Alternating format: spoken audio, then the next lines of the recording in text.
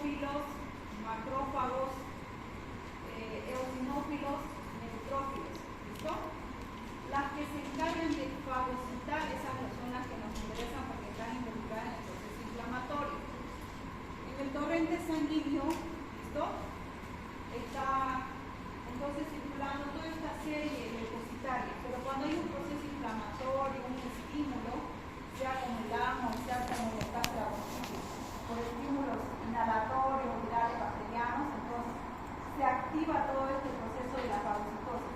Estas células, en especial, lo que llega a ser el macrófago, ¿no? Que siempre llega a hacer una diapéresis a la área afectada, junto con lo que llega a activar a las otras células, como el mastocito, basófilo, neutrófilo, va a llegar a salir a estas áreas afectadas para hacer una inflamación, ¿no?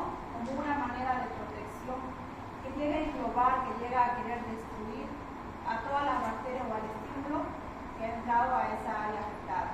Entonces, va a empezar a producir a la vez una destrucción de las paredes mucosas y por ende todas esas sustancias que se llega a producir va a ocurrir en las vías respiratorias. Estamos hablando, fíjense, de células que nosotros conocemos, ¿sí?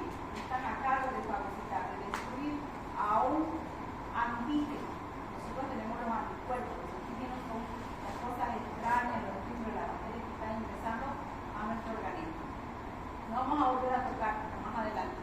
Entonces, como habíamos hablado anteriormente, necesitamos tener las definiciones bien claras en relación a una bronquitis aguda. Entonces, es la inflamación de la mucosa bronquial. Porque estas células que acabo de mencionar, cuando hay un estímulo, llegan a salir, ¿cierto?, a las paredes bronquiales, se conocen por los mediadores químicos, que les comunican a estas células que se encargan de la acción de fagocitar, de destruir, ¿no?, que hay una área afectada, una lesión. Entonces estas van a llegar a salir a esa área afectada y por ende se va a producir todo el mecanismo, que es bastante complejo, del proceso de inflamación. Empieza a secretarse y a hacer la síntesis de citoquina, de mediadores químicos, empieza los linfocitos B a producir lo que son las interleuquinas. Son varios aspectos que llegan a desencadenar. Y en eso también los linfocitos B van a desarrollar todo lo que llega a ser la serie de las inmunoglobulinas. ¿Ya? De acuerdo al día de la infección, entonces, vamos a encontrar mayor cantidad de inmunoglobulinas tipo IM o tipo E. En realidad, de las 5 inmunoglobulinas que llega a producir, nosotros llegamos a tener en el examen hematológico 2 tipos de inmunoglobulinas. ¿Ya? Si es un proceso agudo, entonces la inmunoglobulina M va a estar elevada. Si es un proceso que ya es antiguo, la inmunoglobulina G va a estar aumentada. Entonces, hago un reto. Cuando hay un proceso de inflamación, hay salida de células que se encargan de la inflamación y como también de la fagocitosis. Dentro de esto, fíjense que el comunicador, que es el macrófago, que mayormente está en las paredes bronquiales y también está en otros tejidos, va a llegar a comunicar, como de una célula dendrítica, que hay un estimulante. Entonces, que aquí les comunica a las células que se encargan de la fagocitación, tanto al basófilo, al neutrófilo, a las células que tienen granulocitos, fíjense las imágenes, ¿cierto? Varios granitos, que son lisosima y son otras sustancias. Entonces ellas van a salir a hacer este proceso. Y dentro de eso también llega a comunicar a los linfocitos. El linfocito B, en este caso, llega a producir las inmunoglobulinas. Por eso, en un proceso agudo, cuando nosotros llegamos a pedir una serología, por ejemplo, que sea para un COVID, una influenza, un virus de un respiratorio sincitial, queremos saber en qué fase está. Si está en una fase temprana, que de ese tratamiento, estamos en una fase tardía, que ya no necesita tratamiento y simplemente es un sintomático. Si tiene tos, para la tos que ya está cediendo.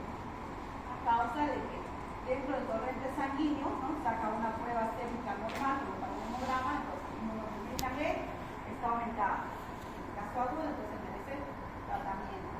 Pero fíjense que es toda una cadena de activaciones inflamatorias que se la comunican. Ahora, en relación a lo que es el macrófago, ¿sí? Hemos hablado del macrófago, comunica, detecta a lo que es el estímulo. ¿Qué se va a comunicar? El macrófago anteriormente ha sido un monocito, ¿ya? Que estaba circulando en la sangre. 3 a 4 días, entonces llega a distribuirse, llega a salir al alveolo, llega a salir a los bronquios, llega a salir a áreas donde mayormente va a haber estas situaciones complejas de antígeno-anticuerpo, hígado, vaso, solo que recibe diferentes nombres, ¿ya? En el vaso se va a llamar células de Cooper. En lo que es los huesitos se va a llamar células de citoplasma. En lo que es el alveolo, células alveolares. Pero nada más que es el macrófago que ha salido, que ha llegado a su edad madura para poder actuar como un intercomunicador de estímulo hacia las células que tienen que intervenir en el proceso inflamatorio. ¿Ya? Entonces, empezamos a definir, que quede claro que la bronquitis es una inflamación de la mucosa bronquial por infección viral o bacteriana, inhalación de humo por consumo de cigarro y otros inhalantes. Dentro de eso, la infección viral se lleva un 80 a 90% de las causas de bronquitis. Inhalación de humo por cigarro, de igual forma, un 80 a 90% de las causas que llega a desarrollar esta patología. Otros gases podrían ser todos los gases volátiles, dentro de eso tenemos todos los inhalantes que se usan en la pintura, en nuestro medio, tenemos todos los hidrocarburos que están en los surtidores, las que uno llega a entrar si tiene una sensibilidad, llega a empezar a tener tos, otro puede llegar a un caso más severo. Ahora, pareciera que un proceso inflamatorio, ¿no?, pudiera ser similar a un asma. Necesitamos ir viendo cuáles son las diferencias. Con frecuencia se vincula a otros síntomas de laringitis y traqueitis. Bronquio primario, secundario, están inflamados. Bronquitis aguda, factores predisponentes de ese trastorno. Edad, puede darse a cualquier edad. En asma mayormente se da en una edad temprana, es una de las cosas que le diferencian. Estado de salud del paciente. El paciente con bronquitis mayormente está con una comorbilidad, a diferencia de un paciente con asma. Clima invernal, cambios bruscos de temperatura, exposición a contaminantes, tabaquismo sobre todo, obesidad, diabetes, insuficiencia cardíaca. Cosa que, por ejemplo, estas tres últimas predisponentes no vamos a ver mucho en asma, porque puede ser de presentación abrupta, aguda, no hay antecedentes no familiares, ¿sí? En la otra diferencia a nivel celular, por ejemplo, llegamos a encontrar mayor cantidad de neutrófilos en lo que llega a ser una bronquitis aguda. En cambio, en asma, nosotros vamos a encontrar la inmunoglobulina E, ¿no? Inmunoglobulina E. Y por si acaso, no tiene el antecedente de fumar en un asma, es muy poco frecuente. Casi no se presenta con lo que es la inhalación de humo de cigarrillo. Etiología. Hemos mencionado que la causa principal podría ser viral, luego le continúa la bacteriana y otros gases, ¿sí? Dentro de la viral, entonces, ¿qué virus están en mayor frecuencia para que pueda producirse?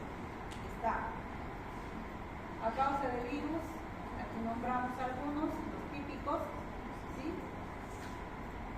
Virus de la influenza, virus sincitial. En Entre las bacterianas, las más frecuentes, Haemophilus influenza y los inhalantes. Pues no nos estamos llenando de más empresas, o alrededor de las empresas estamos quedando con zonas más urbanas, entonces todos esos gases tóxicos que van a llegar a echar las empresas, entonces nosotros los estamos inhalando. Bronquitis, entonces, se da sobre todo por las causas virales, ¿no? Y en menor cantidad las causas bacterianas.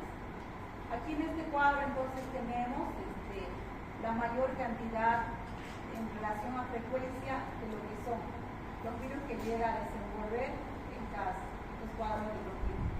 Rinovirus, adenovirus, influenza A, influenza B, parainfluenza. Lo que hemos estado presentando estas últimas semanas ha sido una influenza tipo A, N2, H3, con las molestias de tos súbita, tos seca, prurito de garganta, malestar, y en muchos otros pacientes que tienen comorbilidad respiratoria ha llegado con insuficiencia respiratoria.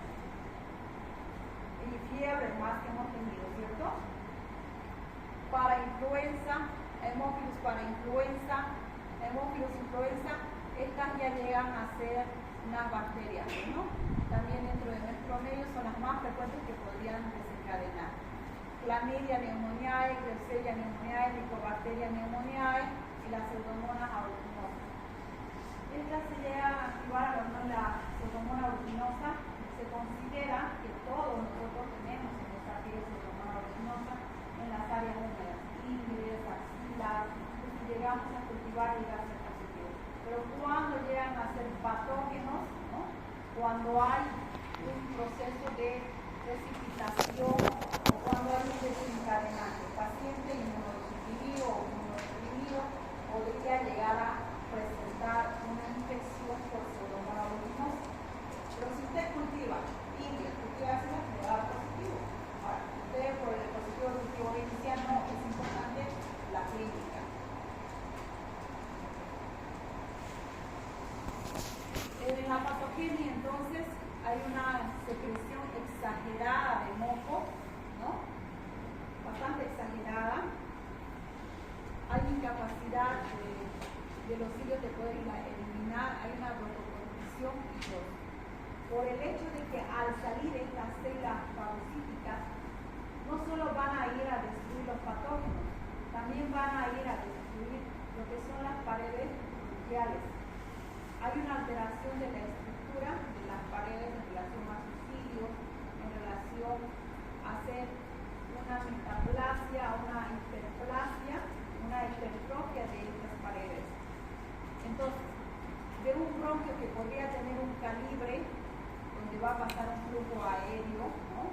Necesario, adecuado, normal, piense que hay una gran cantidad de moco, hay una broncoobstrucción, no es broncoconstricción como en el asma, es una broncoobstrucción, está obstruyéndose el calibre. Broncoconstricción es que cuando hay un cierre que afuera para adentro, podría decir. No había en el asma, piense que las paredes estaban por contra inflamadas, cerradas. En este también, pero en menos intensidad, y sobre todo son las producciones de mocos. Aquí se encuentran las células proinflamatorias, las células de defensa, en relación a hacer esa acción defensiva, pero a la vez están haciendo, fíjense, tapones de moco que no van a dejar pasar el aire, van a producir entonces un flujo aéreo disminuido, donde el volumen expiratorio forzado en el primer segundo va a ser menos del 60%.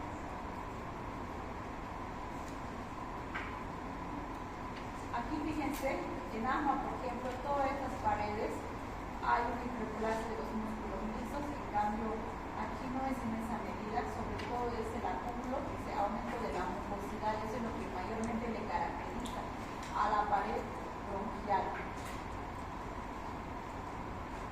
En la fisiopatología, entonces, hay agentes, ¿no? Fíjense, puede ser agente, entonces aquí estamos en este punto que ya hemos mencionado la biología, puede ser un agente viral, un agente bacteriano, puede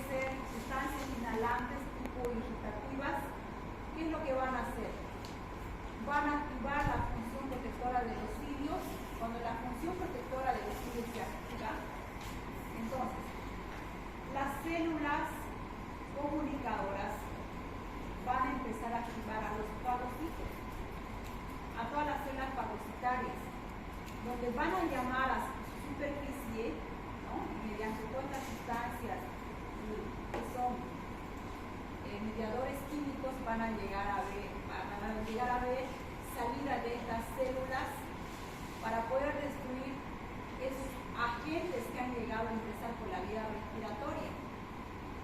Al llegar a salir, entonces empieza a haber un proceso de fagocitosis, ¿sí?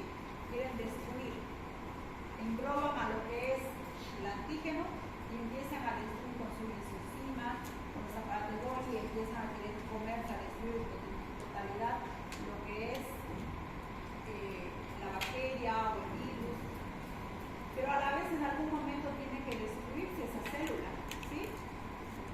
Hay una apoptosis celular y todas esas sustancias inflamatorias se van acumulando en las paredes bronquiales. También hay una descamación de los epitelios bronquiales y esto a su vez va a producir acúmulos de restos inflamatorios y a la vez también va a empezar a producirse mayor cantidad de moco por las mucinas, todos estos exudados purulentos va a quedar en las paredes bronquiales, va a haber una hiperplasia que llegaría a ser aumentos celulares, ¿cierto?, de las paredes bronquiales. También se menciona hipertrofia, que sería el aumento del volumen celular. Y por ende va a quedar un proceso obstructivo, ¿ya? Como cualquier conducto donde está llevando aire, entonces el pasaje va a ser menor. Y eso se va a traducir en los exámenes que nosotros vamos a ir solicitando. Entonces, en la fisiopatología hay una inoculación directa del epitelio brachiobronquial, ¿sí? Nuestro epitelio cilíndrico, pseudoestratificado, entonces va a sufrir alteraciones. Nuestras células caliciformes entonces van a llegar a producir mayor cantidad de moco. El virus ingresa a la célula, ¿no?, e inicia una replicación. Se liberan las citoquinas y las células inflamatorias, y hay aumento de la secreción. Estas citoquinas, entonces, aquí fíjense, empieza a desencadenarse las interleucinas. Ahí hacemos mención de lo que son los linfocitos T, los linfocitos B, que van a desencadenar entonces todo un proceso inflamatorio. Estos linfocitos, ¿de dónde han llegado a salir? Han llegado a salir del torrente sanguíneo mediante la comunicación de los macrófagos que teníamos en las paredes bronquiales. Han ido a comunicar que hay un agente externo y que necesitan hacer una destrucción, ¿no?, para poder contrarrestar en todo lo que se ha desencadenado, o se está desencadenando este proceso inflamatorio. Entonces, puede haber fiebre, malestar general, dolor intestinal, y esto mayormente se da entre el primer al quinto día. Se desencadena entonces, si hablamos de fiebre, la interleucina 1, ¿sí?, que es producido por el macrófago. También se va a producir los factores de necrosis tumoral, que es producido por el macrófago, que se encarga de dilatar las paredes vasculares para que haya extravasación de células plasmáticas que van a empezar a adherirse a las paredes bronquiales. Por ende, hay una hipersecreción del árbol traqueobronquial que se va a empezar a producir entonces la tos como una medida de defensa, ¿no?, para poder, mediante el barrido de los cilios, mediante lo que es la salida brusca del aire, que es la definición de tos, pueda salir en tos totalmente, ¿no? Entonces la tos es perfecta. Paciente con tos hay que considerar entonces que llega, a lo menos en días, en muchos días, vamos a llegar a definir este tipo de patologías. Mayormente esto se da al tercer día. Ya hay alteración del volumen respiratorio cruzado en el primer segundo, que está disminuido, menos del 60%. Y sobre eso puede haber una infección sobreagregada, ¿no? Paredes que están defensas, paredes que están inflamadas. Nosotros no respiramos un aire estéril, respiramos un aire que está contaminado. Entonces,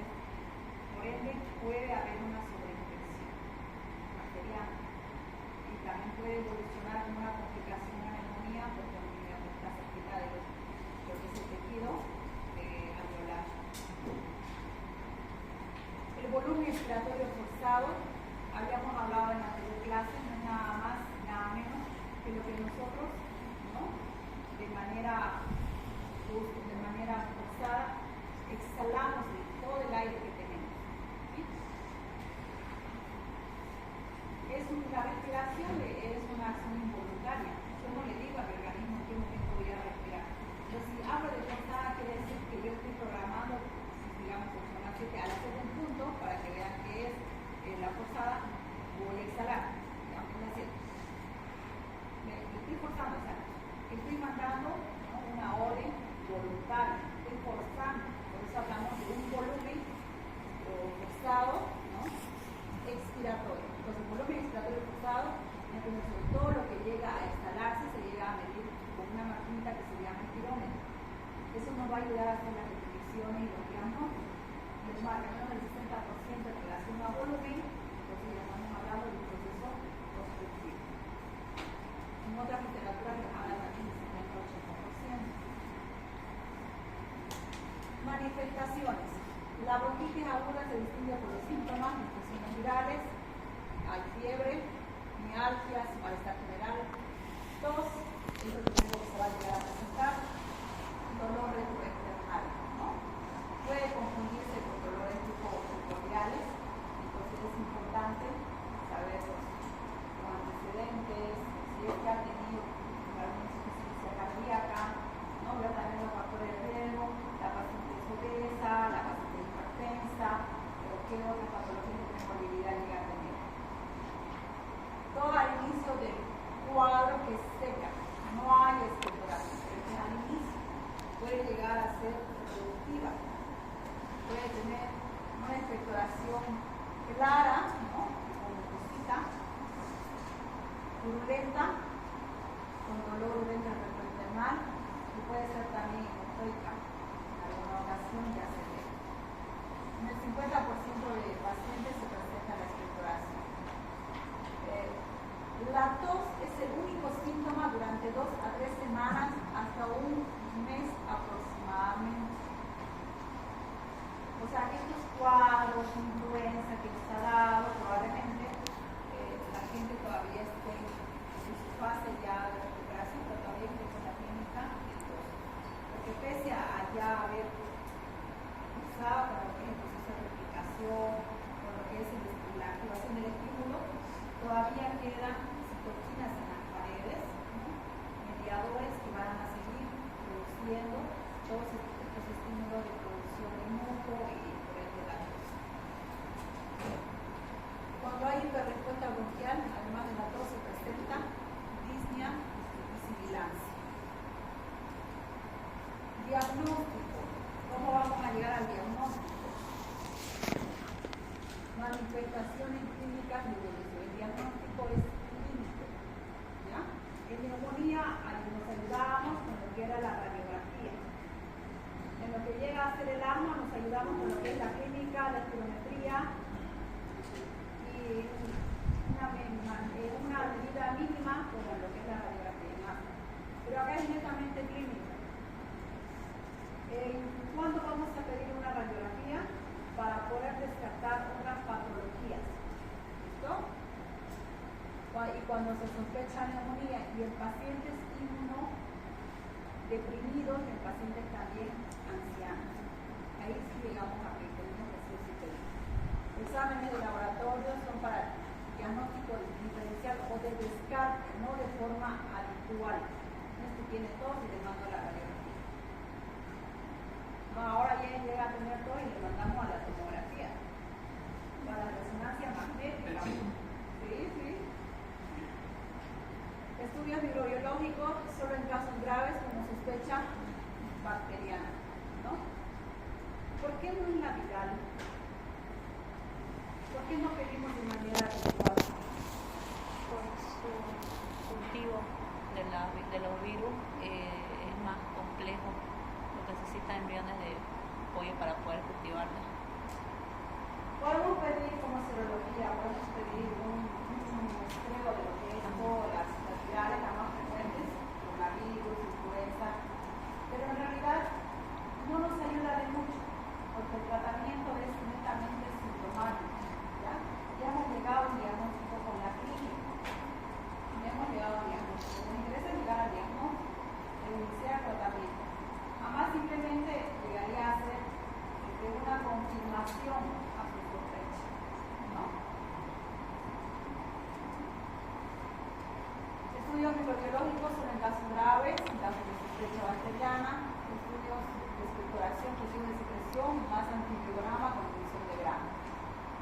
hablar de procalcitonina. La procalcitonina es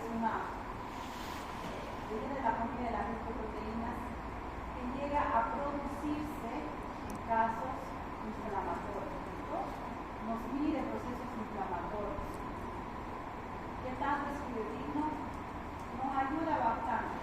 Arriba de 5 nanogramos por ml es el valor referencial, pero en pacientes con otras enfermedades inflamatorias no es de apoyo, porque no sabemos si es, digamos, un paciente con lupus, proceso inflamatorio, puede que también esté aumentado. Entonces, si el paciente no tiene otra comorbilidad, ustedes pueden solicitar una procalcitonina para ver si está pasando por un proceso inflamatorio, ¿no? Para iniciarse los tratamientos.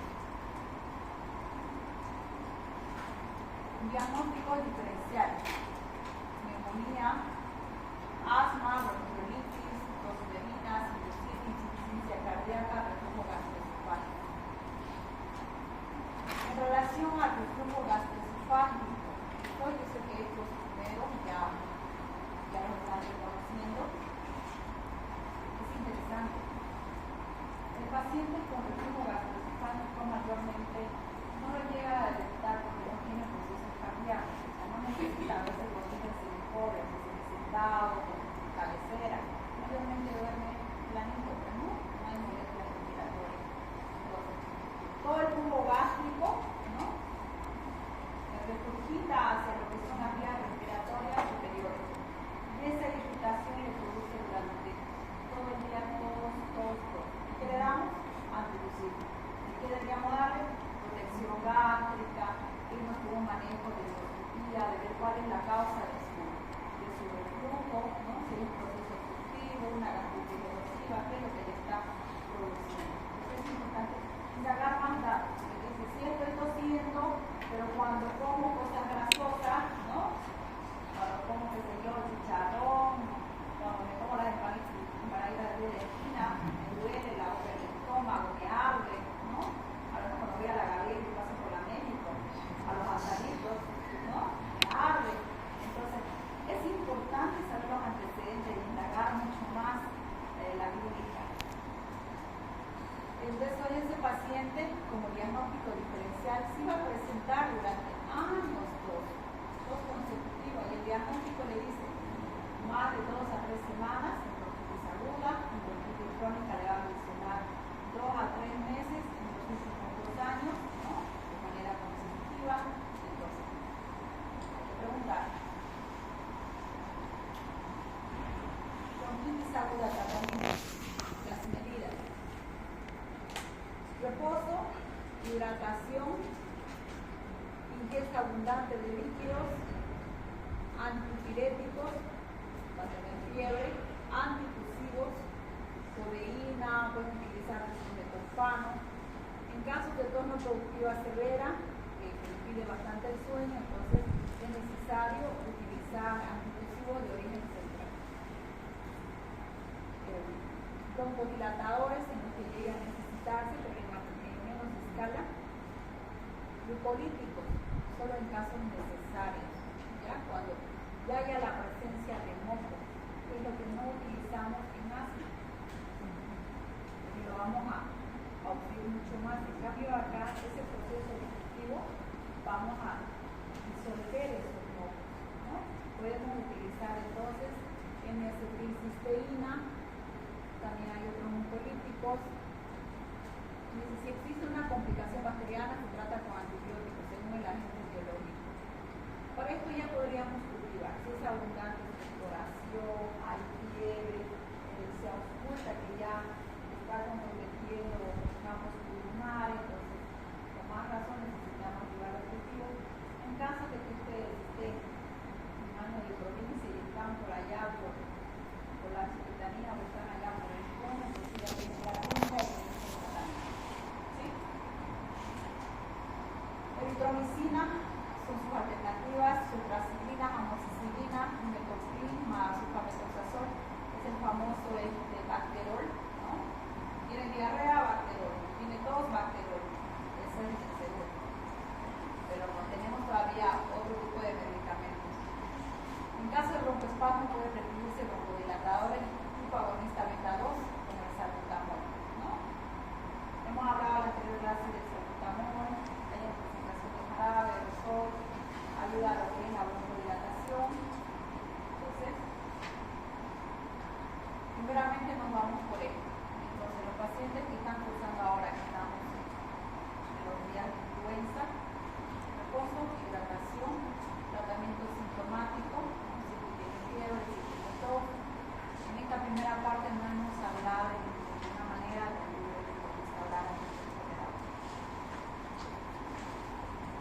tengan paciencia con los pacientes respiratorios, todo tiene un proceso evolutivo, es importante por eso ver las causas, cómo se maneja, ¿no? Los antecedentes, tuvo la vecina, tuvo la mamá, tuvo la suegra, tuvo todo el de la casa, tuvo un inicio súbito, tos, seca, no se virales. Los procesos virales son mayormente autolimitados. Ahora, solo cuando hay una complicación del paciente de los 3-4 días, no va a haber respuesta, no va a ir disminuyendo la sintomatología. Entonces, ya necesitamos recién ahí activar los tratamientos antibióticos y los otros medicamentos de apoyo como vasodilatadores en relación a beta-agonistas o como también los corticoides. Profilaxis, el lavado de manos, ¿no? Se sigue llevando en primer lugar como una medida de prevención. Esa mano es la que más transmite los microorganismos, ¿sí? Yo creo que pronto también va a ser los celulares, pero ya últimamente vamos con el celular a todos lados. Vamos a hacer compras, vamos a la farmacia, vamos al baño, vamos a la piscina, estamos en la cama con el celular. ¿Ha tenido un proceso de desinfección? No, no lo lavamos, ¿no? No lo lavamos con la mano, cada vez un procedimiento lo lavamos, ¿no? Hasta en el hospital. Queremos ver pupilas, sacamos el celular, estamos viendo, lo volvemos a meter, estamos con guantes, al rato nos sacamos los guantes, sacamos el celular. Hay medios, sí, que se están sirviendo como formas de transmisión. Uso de cubrebocas, yo creo que la pandemia nos ha enseñado mucho. Seguimos en el hospital ahora con medidas de prevención. Si es conductiva, hay que manejar las medidas. No lo vamos a seguir haciendo porque estaríamos en el paciente respiratorio. Evitar contacto con personas enfermas, ¿no? El aislamiento es importante, ¿no? Es importante. Inmunización contra la influenza y coronavirus. En esto de evitar el contacto con personas enfermas, yo sigo mencionando al COVID, que nos ha enseñado mucho, ha venido mucha gente y muchos hijas que han podido dejar a sus familiares, mamás, papás, que se han enfermado, como en calidad de abandono, ¿ya? Para no estar en contacto con ellos. Entonces, hay que ver las otras formas de poder cuidarnos en casa, pero no el uso de utensilios, el uso de lo que son, por ejemplo, todas las medidas de alcohol en gel, que de alguna manera no es antiviral, pero sí es antibacteriano para que no haya una sobreinfección. ¿Sí? Ahora entramos a la que es bronquitis crónica. Se caracteriza, ¿no?, por tos productiva. El anterior iniciaba con una tos seca. Esta es productiva. El puto frecuente, por lo menos 3 veces al mes, al año, por 2 años consecutivos. Para llevar el examen, me lo han hecho a mí y se lo voy a hacer a ustedes, ¿ya? Y siempre se hace esta pregunta, o sea que esta ya es popular. Tos productiva, ¿no? Y esputo frecuente, por lo menos 3 veces al mes, al año, por 2 años consecutivos. ¿Sí? Ya. ¿Es 3 veces al mes o 3 veces al año? 3 meses al año. 3 meses. Por lo menos 3 meses al año, en un año, ¿ya? En 2 años consecutivos. El año pasado tuve una tos larga, ¿no? De 2 a 3 meses. Y este año 2024 también. Entonces, años consecutivos. ¿Ya? Esta es la definición. Secreción de moco excesiva, recurrente, crónica en el árbol bronquial. Datos epidemiológicos. En los países en desarrollo, los países desarrollados, la palabra de decir, nosotros somos un país en desarrollo, un país en desarrollo, pero en los países desarrollados, que se consideran como Canadá, Estados Unidos, el tabaquismo es el responsable de crónica. En asma es una de las diferencias epidemiológicas. La incidencia de bronquitis es directamente proporcional al número de cigarrillos. Se hace un cálculo, ¿no? De 3, 4 de cajetilla. Hay gente que puede fumar un cigarro todos los días. Y hay gente que se acaba de todos 3 cajetillas de cigarro.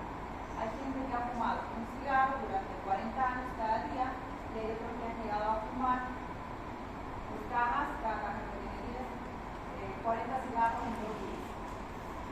¿Cuál puede desencadenar una bronquitis crónica?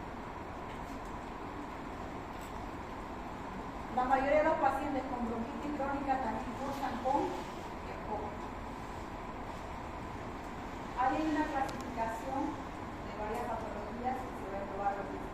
Asma, bronquitis aguda, bronquitis crónica, entonces son procesos obstructivos, ¿no?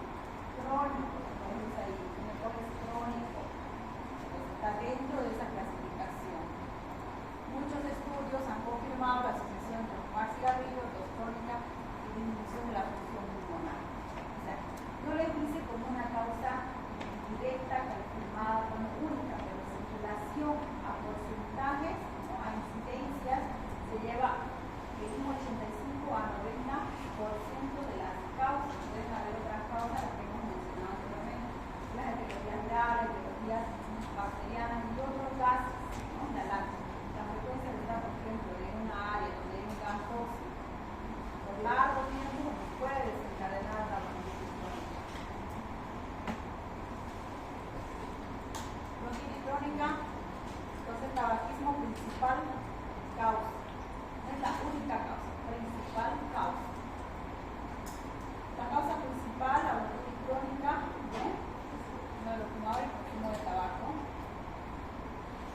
Tabaquismo es responsable del 85 a 90% de los casos de bronquitis en los países desarrollados. En otros países realmente en los países, por ejemplo, en Estados Unidos se ve que hay muchas mujeres jóvenes ya en la ciudad de que están fumando por todos lados. Aquí no se ve, por lo menos en la universidad no he visto mucho de eso. Allá sí, donde los árboles, creo que sí. Creo que sí. Pero acá los pasillos no. Exposición ocupacional, 15%. ¿Exposición a qué? Mayormente, ahí como dice, ocupacional, ¿no? Que se dedica, por ejemplo, a recoger algodón. No sé si ya es la época, por ejemplo, de los viajes de Chile de mucha gente que va por mejor calidad de vida y está haciendo este trabajo de recoger algodón, o por ejemplo, en relación con el manejo de lanas, ¿no? Polvo, gases, aquí entra ácaros. Estos trabajadores expuestos a la industria de asbesto. Asbesto, por ejemplo, tenemos en lo que es el cemento, tenemos en lo que son los techos de ahí en la marca, pero en los techos de este tipo de naturaleza, por ejemplo, ¿no? Está hecho a base de asbesto. Entonces, dice que, por ejemplo, hay un desplace de lo que serían las micromoléculas del asbesto en el transcurso de 3 a 4 años, que son bastante tóxicos. Minería, nosotros somos un país minero, se maneja bastante con el mercurio y otras sustancias. También hay que ingresar a las minas de gas tóxico de lo que llegaría a ser nitrógeno. Habíamos hablado que nosotros, como son ellos, de un 5%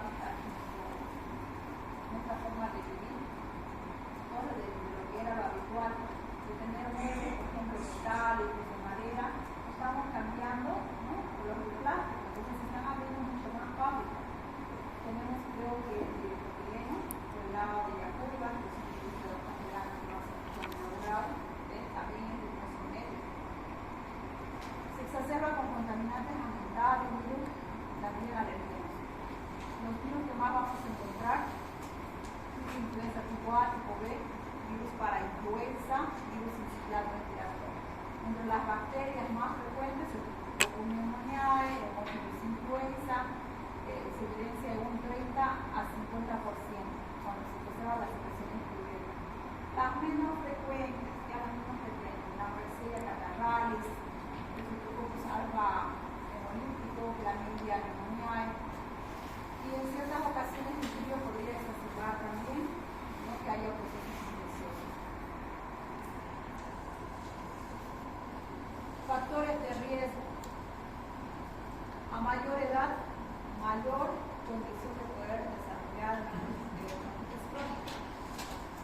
¿Por qué a mayor edad? Si el cigarrillo se lleva un 85 a 90%, porque a mayor edad, ¿no?, tiene más la costumbre de sacar su cigarrillo, pues, ¿no? Cuando no jóvenes estamos viendo más a los adultos.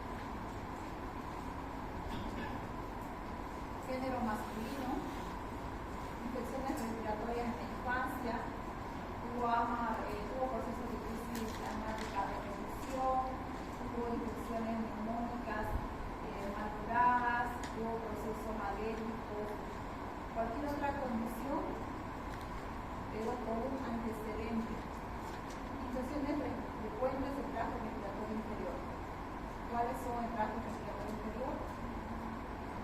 Bronquios, pulmones, ¿no? Entonces ahí se suman todas las infecciones pulmonares por cualquier causa, en posición ocupacional y asma. La bronquitis crónica puede delimitarse de diversas formas mediante procesos patológicos. Fíjense que empezando desde lo que es la bronquitis aguda, sobre todo son evaluaciones clínicas, ¿no? Porque nos puede ir un poquito apoyada en las clasificaciones, entonces llegaría a ser la severidad y esta otra que llegaría a ser un movimiento patológico, pero cambios que llega a haber en las paredes bronquiales. Entonces, hay la bronquitis crónica catarral, bronquitis hipertrófica, bronquitis crónica destructiva y bronquitis crónica. Catarral por la gran cantidad de producción de mocos, hipertrófica porque hay aumento del volumen celular de sus paredes, dentro de sus características. Entonces, al microscopio eso es lo que van a ver.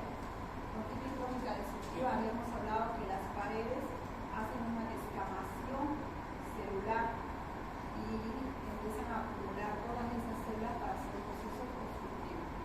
Peribronquitis crónica. Fisiopatología.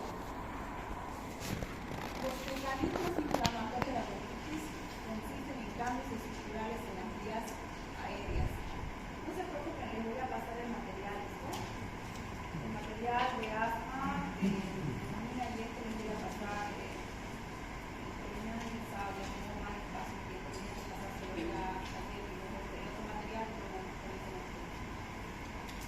continuando, entonces, hay un aumento de neutrófilos y macrófagos que persisten en el proceso inflamatorio de la bronquitis crónica.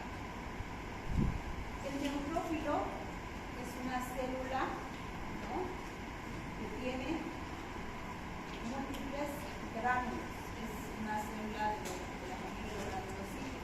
Y aparte de eso, es una célula junto con el macrófago que se encargan de la fagocitosis. Esas dos células son leucocitos.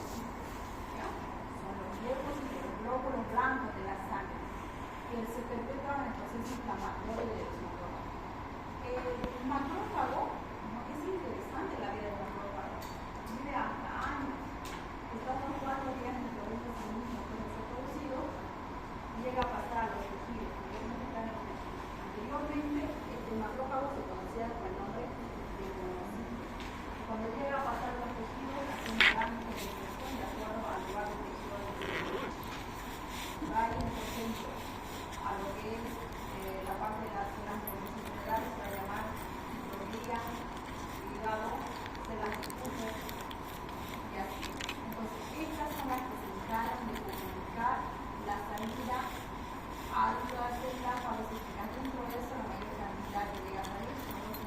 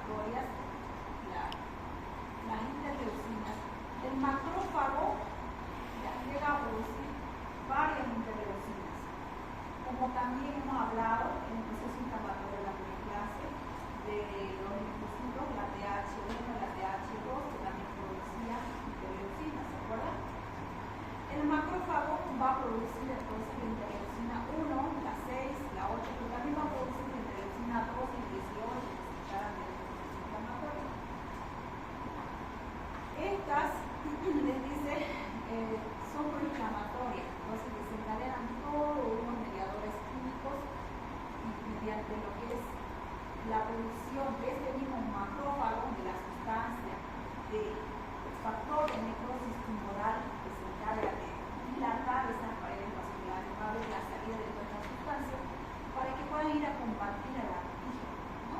Hace una terapia entre células, la célula vascular, que es un vasito, ¿cierto?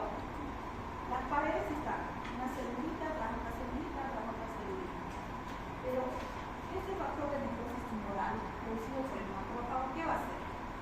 Va a hacer que sus espacios se dilatan. Y esas células que están en torrente llegan a salir. Y dentro de eso van a salir las células que se encargan de la fagocitosis. Y dentro de eso hay unas mayor que otras que van a hacer ese trabajo. Entonces producen todas estas reacciones. La citocina antiinflamatoria 10, antiinflamatoria. Estas son inflamatorias. Esta es antiinflamatoria. La citocina 10 se ha encontrado en el escudo de fumadores con bronquitis crónica durante las exacerbaciones agudas. Fíjense que también llega a presentarse procesos de antiinflamación, o sea, ya lo contrario, pero podría entrar a un proceso de reparación, donde esto se llega a alterar en la producción entonces de fibrinógenos y de otras sustancias químicas como la quimina para que llegue a producir los fibrinógenos, que cuando no termina su proceso de modelación sigue produciéndose, entonces es la causa de que se podría producir. Entonces en esta área es sobre todo que llega a producirse en el pulmón, ¿no? Son las cosas que vamos a ver las imágenes opacas en la radiografía. Los cambios estructurales en las vías de los cerebros fumadores incluyen una hiperplasia de las glándulas mucosas. Ya habíamos hablado de hiperplasia, que era el aumento del volumen celular. ¿Sí? Empiezan a crecer del aparato de Golgi, sus lisosomas, empieza a hacer agrandamiento, pues la celulita empieza a crecer, como es de cortarse, a aumentarse su volumen. Edema peribronquial, ha habido extravasación de esa diátesis, de esa activación de factores de necrosis tumoral que ha activado el macrófago, han empezado a salir, no solo ha salido células, ha salido también líquido, ¿no? Extracelular. Entonces hay edema bronquial, hipertrofia del músculo liso. Hay cantidad, hay momento. La hipertrofia está en relación a la producción de más células. Fibrosis peribronquial, de lo que acabo de mencionarles, de la producción de fibrinógeno. Estos cambios resultan en una vía aérea mayormente pequeña, menos de 2 milímetros. Manifestaciones clínicas. Entonces, el inicio es insidioso, pero es de un momento a otro. Tos, expectoración, predominio matutino y puede continuar todo el día. Obviamente puede ser en la mañana, que el resto del día, pero en realidad es todo el día, pero a predominio de la mañana. Características de la expectoración: blanquecina, adherente, mucosa, gris, el humo del tabaco y la contaminación de la atmósfera. Aquí tenemos en las pequeñas imágenes. Se acá bastante purulenta, la piel sanguinolenta rojiza, moco con sangre, clara, ya purulenta, mucosa. Pues es importante por eso cuando uno llega a hacer la anamnesis y le dice estoy botando flema, ahora ¿qué color? La coloración es importante, la característica puede ser que estoy botando con de sangre, o es negro, también ya se habla sangre mucho más antigua, ¿no? Pero ¿por qué empieza a sangrar? Por la fuerza de la tos, porque el bronquio está obstruido, hay microhemorragias bronquiales. Estos ya son en casos severos. Bronco obstructivo, obviamente sobreintentar las características, necesitamos calcular para saber si hay algún germen sobreañadido, ¿no? Que nos dé pauta de iniciar tratamiento o simplemente políticos. El incremento de la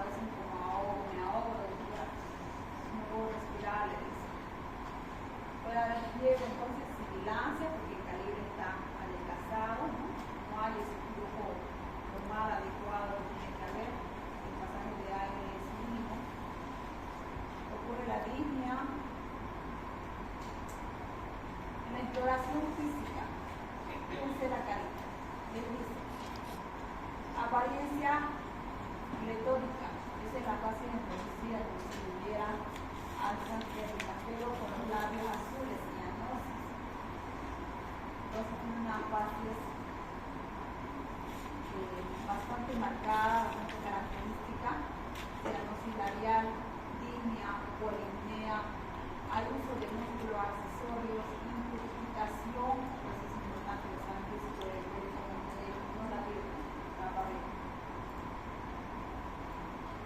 Taquicardia, a manera de un proceso compensatorio, hepatomegalia y edema, que son los datos de insuficiencia cardíaca derecha. Respiración débil, respiración prolongada, hay sibilancias bilaterales y en la exacerbación aparecen sectores no coagulares, sobre todo en las regiones subescapulares. Región escapular, subescapular. En la amputación nosotros debemos ser minuciosos en relación a la T8 más o menos, que es la región escapular. Se bifurca los bronquios, ¿sí? La tráquea se bifurca los bronquios. Entonces, se está hablando de esa área que puede haber entonces estos sonidos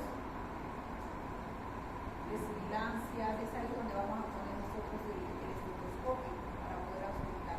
Estos ya son como la hepatomegalia y edema, son datos de diferenciación, ¿no? Podríamos nosotros buscar para ir haciendo nuestro diagnóstico. Evaluación clínica. Antecedentes. Siempre es importante el antecedente.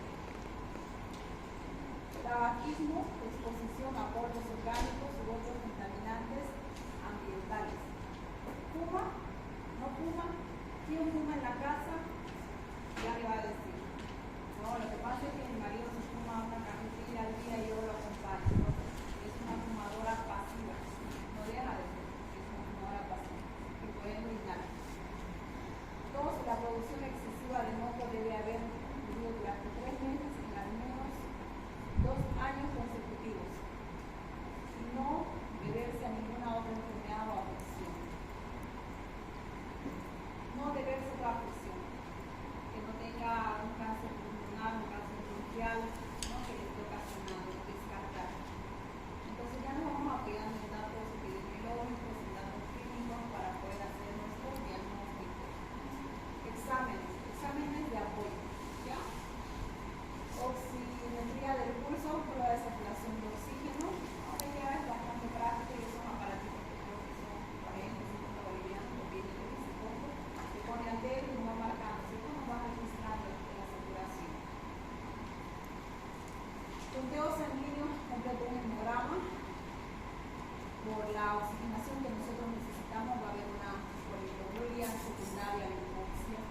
Puede haber leucocitosis con neutrofilia en caso de infección. Nosotros teníamos en asma elevado el eosinófilo. Acá es neutrófilo.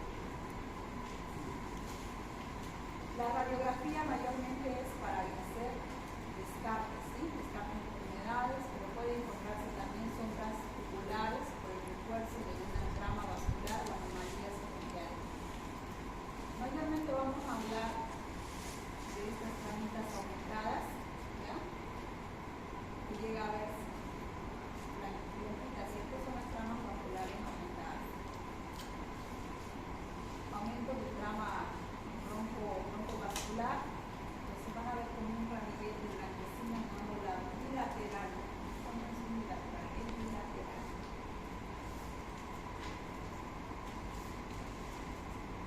Prueba de cultivo de las bacterias, siempre es importante en caso de que ustedes sospechen un proceso infeccioso.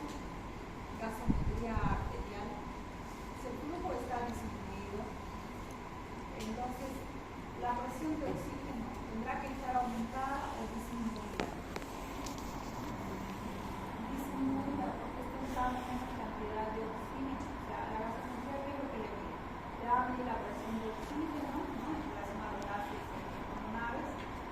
Le va a llegar a medir el dióxido de carbono, como también el bicarbonato, hemoglobina, lo va a llegar a medir de acuerdo a cómo esté programada la maquinita, la parte química en relación a sodio, potasio y sodio de base. Nosotros lo que nos interesa es la presión de oxígeno, la gasometría, también nos interesa en relación al dióxido de carbono y el dióxido de carbono va a estar disminuido.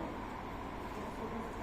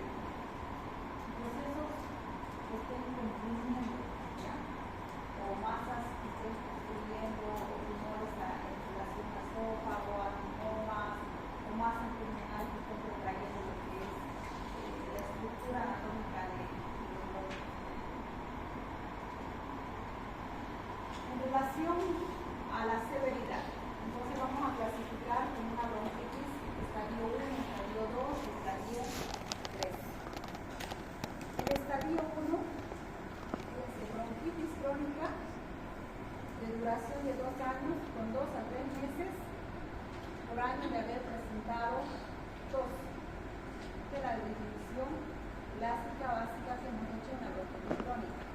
2 años consecutivos, ¿no? Que haya tenido tos en 2021, 2022, y en cada año haya llegado a tener tos seguida, frecuente, todos los días, durante por lo menos 2 a 3 meses. ¿Listo? Definiciones de la exacerbación. En este primer estadio solo hay tos y expectoración mucosa. No es multipurulenta, no es hemoctórica, ¿no? No es péptida, purulenta, no es. Solo mucosa. ¿Esa tos? ¿Representa la tos?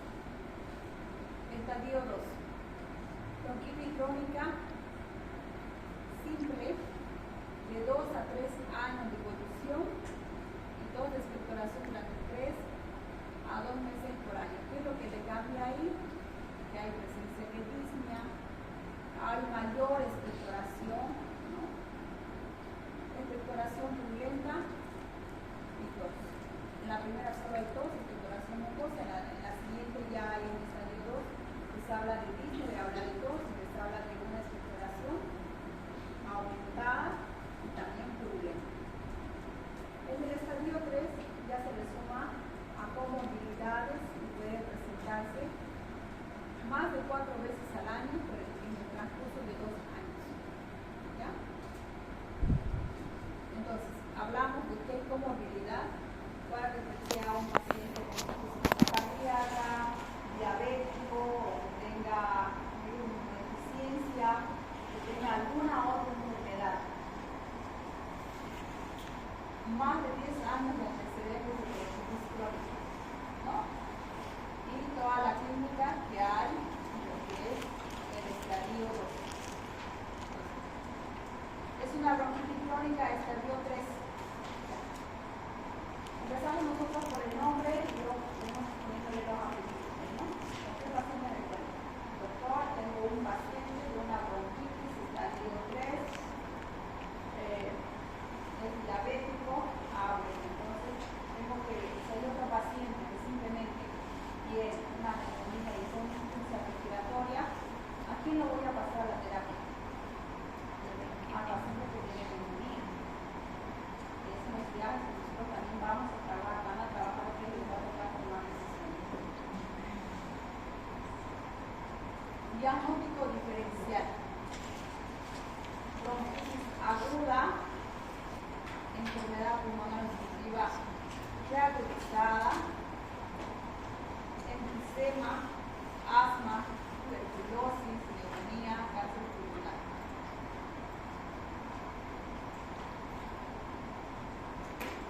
Dentro del tratamiento, de una manera de poder definir la sintomatología, también intenta suspender el tabaco.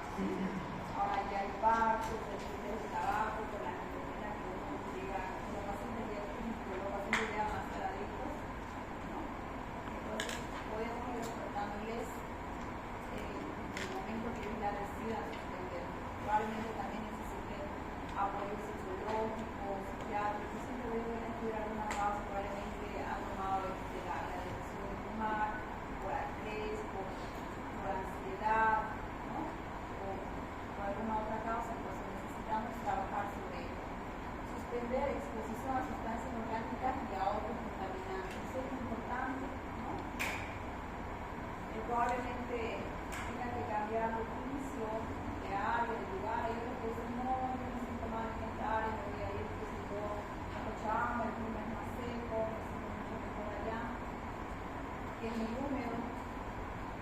Inmunización. Vacuna contra influenza. Estamos en la época vacuna contra COVID. Hay que ver si hemos cumplido los esquemas, ¿no? A uno de un millón probablemente le haya hecho algún efecto adverso, ¿no? Entonces tiene mucha susceptibilidad, hemos escuchado bastante, pero todavía nosotros, de manera de protección, tenemos la inmunización, eso se considera como parte del tratamiento. Evitar lugares concurridos. En lugares concurridos, entonces hay moléculas, ¿no?, detenidas,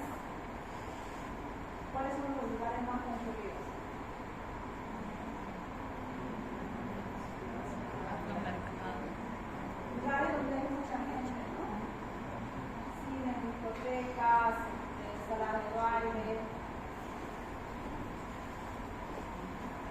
Han entrado también de acuerdo a la severidad del cuadro. Mucolíticos, tenemos el abrosol, el NSP6 aromatizados, expectorantes, broncodilatadores, corticoides, de acuerdo a la escala que necesitan. Dentro de esto podríamos agregar tratamientos sintomáticos, ¿no? Antipiréticos, hidratación, broncodilatadores, corticoides, fisioterapia y terapia de insulina. Estos pacientes van a llegar a probablemente a desarrollar un proceso obstructivo, enfermedad pulmonar obstructiva, van a desarrollar, y por eso también por la frecuencia de inhalar el línea de la nicotina y sus otros tóxicos, que son más de 20 tóxicos, que llegan a tener el humo del cigarrillo, pero se van a llegar a desarrollar fibrosis pulmonar. Entonces, nos estamos lanzando a que este paciente va a tener terapia de oxígeno en domicilio, ¿no?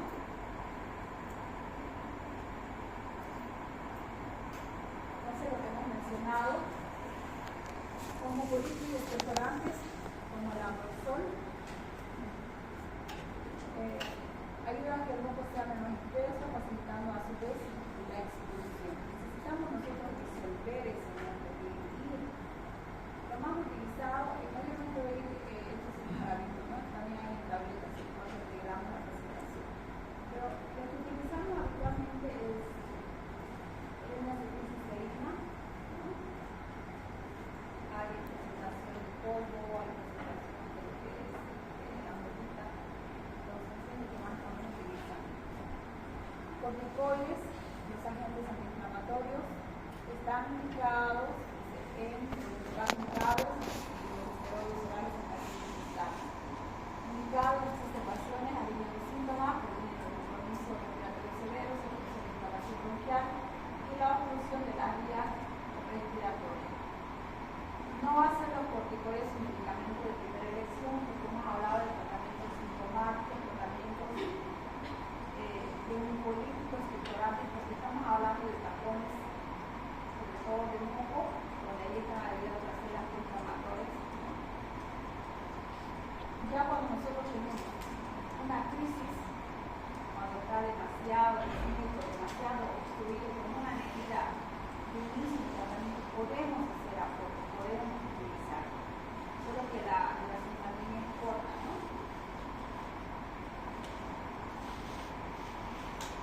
Antibiótico de elección se ha considerado temas que hacer un cultivo. Son pacientes crónicos, no necesitamos iniciar el tratamiento en un momento, tal vez que esté demasiado severo y no tengamos esos 2 o 3 días, ¿no? Para esperar los cultivos.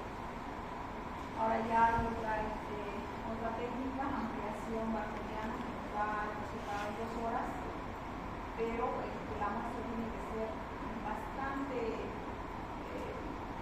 ¿cómo les digo? Bastante bien tomada, se podría decir. Tiene que estar simplemente con una infección que se considera, pero no siempre es así. Siempre hay eso que agregar, que es un virus y es una bacteria. Cuando simplemente es una bacteria, entonces el amplificador trabaja simplemente sobre ese microorganismo y entonces van a tener resultados. Tiene sus contras, sus beneficios, que también lo vamos a hablar. No está